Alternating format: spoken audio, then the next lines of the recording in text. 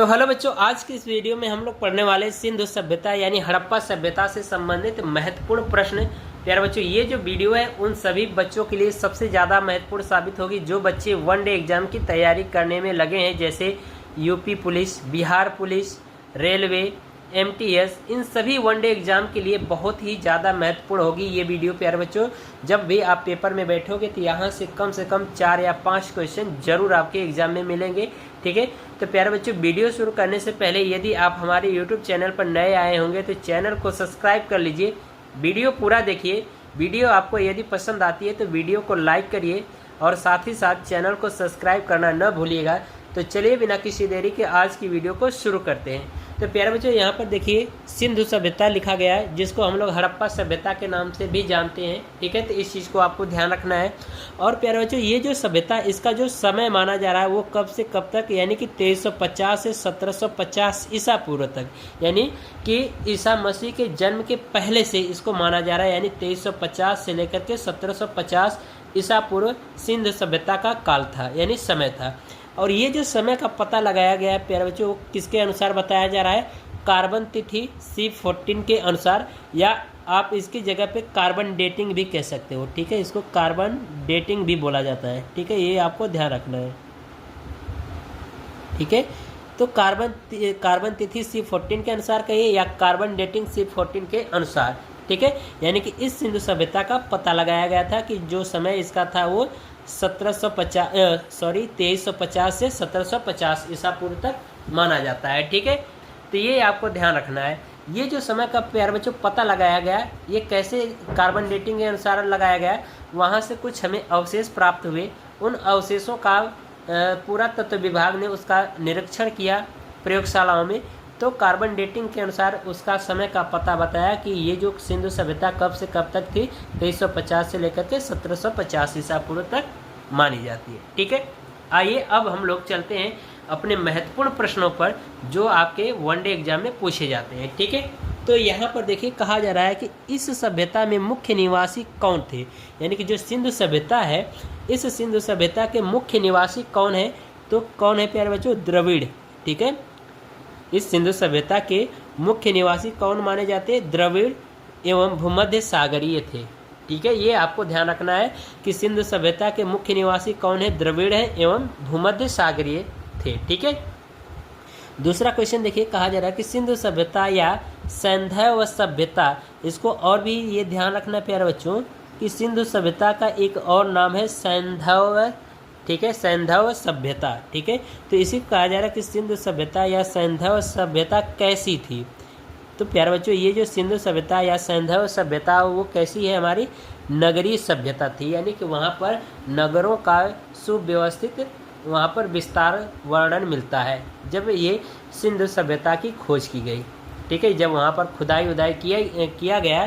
ठीक है, तो वहाँ पर जो व्यवस्थाएं जो मिली, मकानों के, नालियों के, ठीक है, और रहने के स्थान जो है, ये सभी क्या थे? एक बहुत ही विकसित जगह मानी जाती है। ठीक है, तो उसी को कहा जा रहा है कि ये जो सिंधु सभ्यता थी वो कौन सी थी? नगरीय सभ्यता थी। ठीक है, तो ये ध्यान रखना है। ये कई बार एग्जाम में आपके पूछा गया है कि सिंधु सभ्यता कैसी व्यवस्था थी, ठीक है, या कैसी थी? तो नगरीय सभ्यता थी। ठीक है, ये आपको ध्यान रखना है। चलिए अगला क्वेश्चन देखिए, इसमें कहा जा रहा है स्वतंत्रता प्राप्ति के पश्चात हड़प्पा संस्कृति के सर्वाधिक स्थल कहाँ से प्राप्त हुए? यानी स्वतंत्रता प्राप्ति के पश्चात, यानी कि जब हमारा देश आज़ाद हुआ उसके बाद हड़प्पा, ठीक है, हड़प्पा संस्कृति के सर्वाधिक स्थल कहाँ से प्राप्त हुए? तो लोथल, जो आज के समय में हम लोग गुजरात के नाम से जानते हैं। ठीक है, तो ये आपको ध्यान रखना है। यदि गुजरात देगा आपके एग्जाम में ऑप्शन में तो गुजरात पे लगाइएगा, यदि लोथल लिखा होगा तो लोथल पे लगाइएगा। ठीक है, तो ये हमारा गुजरात का पुराना नाम है, ये ध्यान रखना। हो सकता है आपके एग्जाम में पूछा जा सकता है कि गुजरात का पुराना नाम क्या है? तो लोथल है। ठीक है, और जो कि हम वर्तमान में गुजरात के नाम से जानते हैं। ठीक है, चलिए अब यहाँ पर प्यारे बच्चों, ये जो लोथल यानी कि जो ये लोथल स्थान यानी जो गुजरात है ना, ये कहाँ पर स्थित है? भोगवा नदी पर। ठीक है, यानी कि वहाँ पर क्या है? एक नदी है जिसका नाम भोगवा नदी है। उस नदी के किनारे ये लोथल जो स्थान है ये स्थित है। और इसी भोगवा नदी पर ठीक है। ये आपको ध्यान रखना है कि जो लोथल है ये कौन सी नदी पर स्थित है, भोगवा नदी पर स्थित है। और इस नदी से हमें कुछ साक्ष्य या कुछ प्रमाण प्राप्त हुए, वो कौन कौन से, इस नदी से यानी कि लोथल से रंगाई के कुंड प्राप्त हुए, रंगाई के कुंड, ठीक है। यानी कि प्यारे बच्चों हमें ये पता है कि जब यज्ञ होता है तो वहाँ पर जो अग्नि कुंड बनाया जाता है तो उसको क्या किया जाता है, रंगा वंगा होता है, चूने गेरुआ से क्या होता है, रंगाई की गई होती है। तो उसी को कहा जा रहा है कि ये जो भोगवा नदी पर जो रंगाई के कुंड प्राप्त हुए और इसी कुंड से हमें क्या मिल रहा है, यज्ञ का प्रमाण प्राप्त होता है। तो इसका मतलब कि वहाँ पर सिंधु सभ्यता में से ही ये चलते चला आ रहा है यज्ञ का प्रमाण, ठीक है। तो यज्ञ का प्रमाण कहाँ से प्राप्त होता है, हमें भोगवा नदी यानी लोथल, ठीक है, जो लोथल स्थान है उस स्थान में कहाँ पर एक नदी स्थित है, भोगवा नदी, और उस नदी किनारे से ही यज्ञ का प्रमाण मिलता है। और रंगाई के कुंड भी हमें क्या होते हैं, वहाँ से प्राप्त हुए थे, ठीक है। ये चीज़ आपको क्लियर रखना होगा, ठीक है।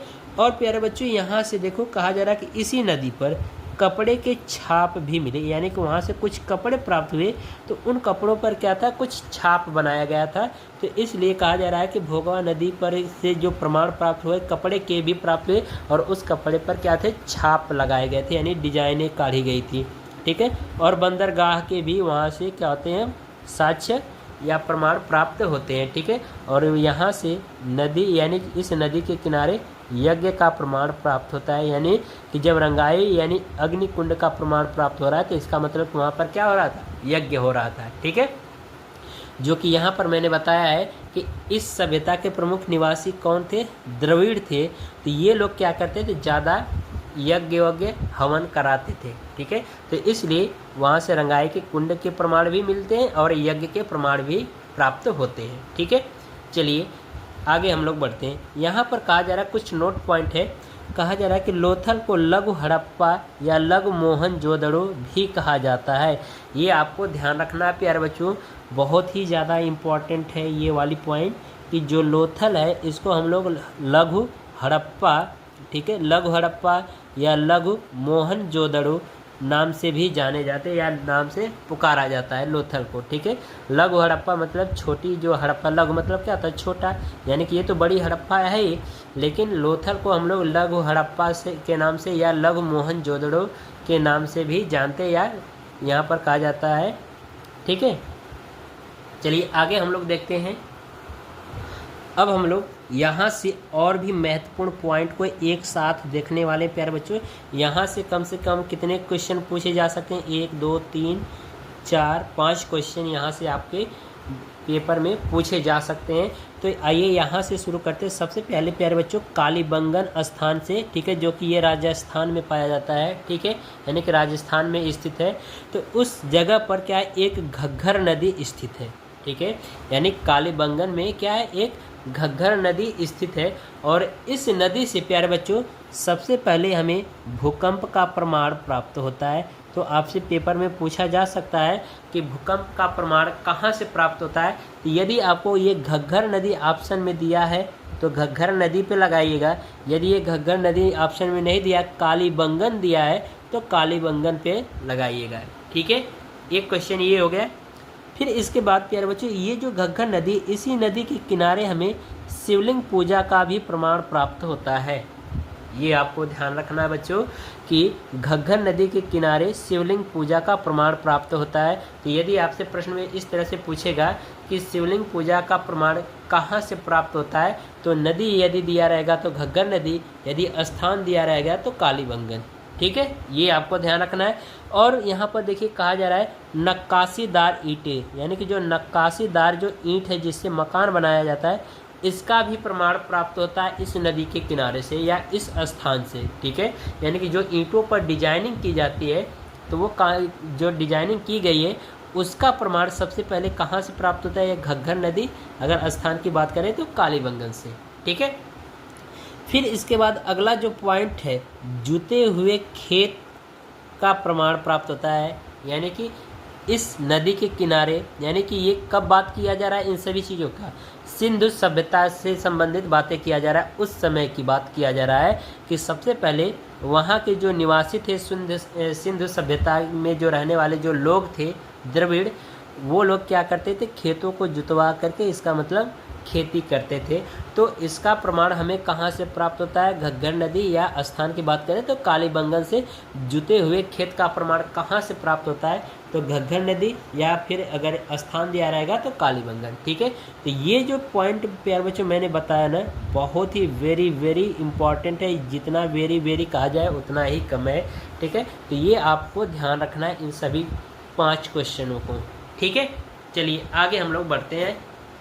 तो यहाँ पर देखिए कहा जा रहा है, ये सब इस नदी के तट पर प्रमाण मिलते हैं, यानी कि ये सभी जो चीज़ें मैंने बताया, ये सभी यानी कि ये जो हमने बताया है ना, ये सभी इस नदी के तट से प्रमाण प्राप्त होते हैं। यानी कि जो साबूत जिसको हम लोग कहते हैं वो यहाँ से प्राप्त होते हैं, इस नदी किनारे से, यानी घग्गर नदी के। ठीक है, आइए आगे हम लोग बढ़ते हैं, अगला क्वेश्चन देखेंगे।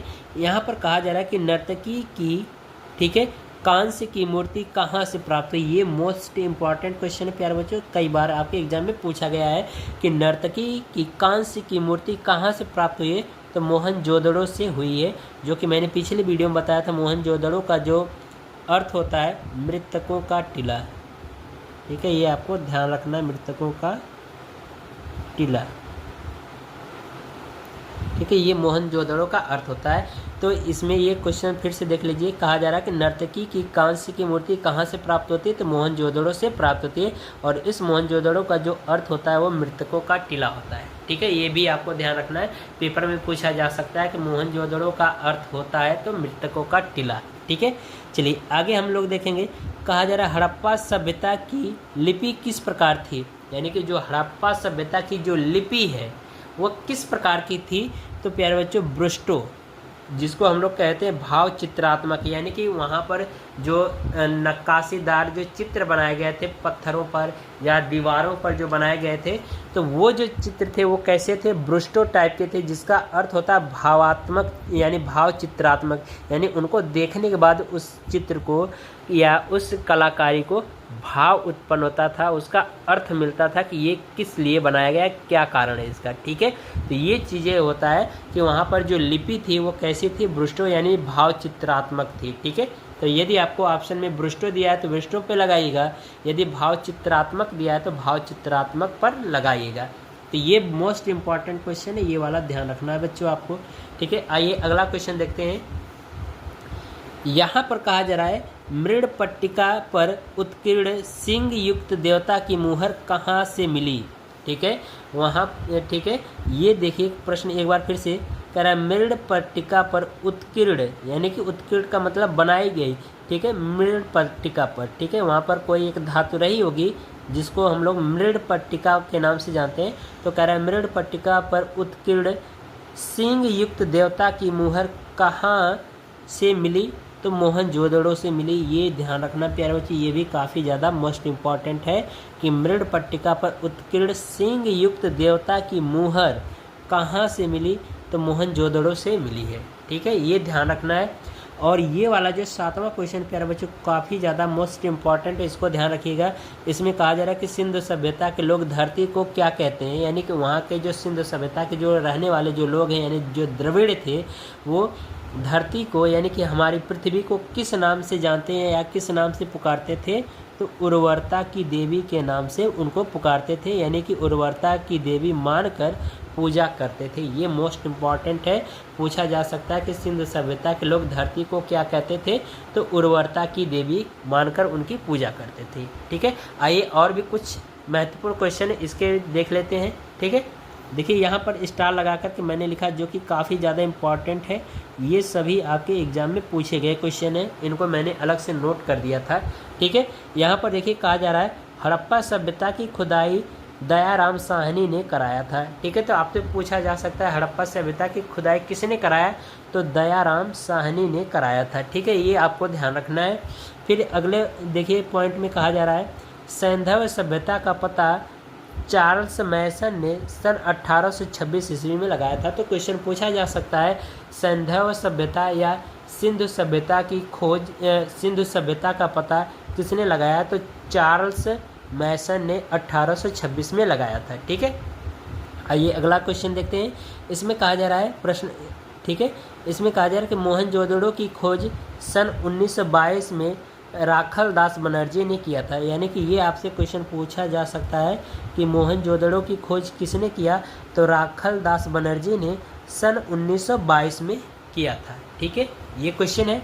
फिर देखिए आगे कहा जा रहा है कि इस सभ्यता में यानी कि हड़प्पा सभ्यता के लोग तरबूज, खरबूज, नींबू, नारियल, अनार से परिचित थे। यानी कि उस समय के लोग इन सभी जो फल हैं, इन सभी फलों से क्या थे, परिचित थे। ठीक है, आगे देखिए कहा जा रहा है, बहुत ही मोस्ट इम्पॉर्टेंट पॉइंट ये वाला, यहाँ ये दोनों। ठीक है, ये भी आपके कई बार एग्जाम में पूछे गए प्रश्न है। ठीक है, तो इसमें देखिए कहा जा रहा है कि सिंधु सभ्यता के लोग बैल, गाय, भैंस, बकरी, भेड़, सूअर आदि को पालते थे। ठीक है, तो ये सभी प्यारे बच्चों जो हमारे महत्वपूर्ण क्वेश्चन है सिंधु सभ्यता से, ये आपके मोस्ट इम्पॉर्टेंट है, जो कई बार आपके वनडे एग्जाम में पूछे गए हैं। ठीक है, तो प्यारे बच्चों ये हमारी वीडियो यदि आपको पसंद आई है तो वीडियो को लाइक करिए और साथ ही साथ चैनल को सब्सक्राइब कर लीजिए। मिलते हैं अगली वीडियो में, तब तक के लिए गुड बाय, थैंक यू, जय हिंद बच्चों।